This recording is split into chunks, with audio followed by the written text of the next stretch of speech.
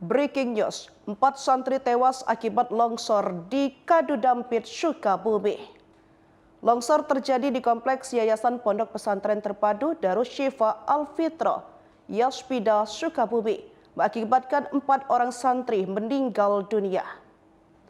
Peristiwa tersebut terjadi pada Rabu 13 November 2024 sekitar pukul 9:30 di areal Ponpes Darus Syifa Yaspida Sukabumi, Parungsea, Desa Cipetir, Kecamatan Kadudampit, Kabupaten Sukabumi. Kejadian tersebut tepatnya di dalam area asrama putra pondok pesantren, berawal dari longsornya kolam. Kasubsi Pengelola Informasi dan Dokumentasi Multimedia Humas Polres Sukabumi Kota Ibda Aderuli menjelaskan, berdasarkan keterangan saksi IN, penjaga kandang sapi mendengar teriakan dari anak santri yang meminta tolong.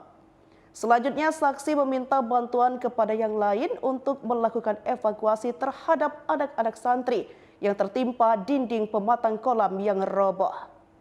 Terdapat 9 orang santri menjadi korban akibat tergerus longsor. Selanjutnya dibawa ke Rumah Sakit Setukpah Polri Kota Sukabumi.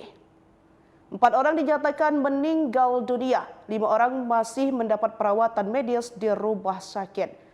Terkait peristiwa longsor tersebut belum ada keterangan resmi dari pihak Yaspida Sukabumi.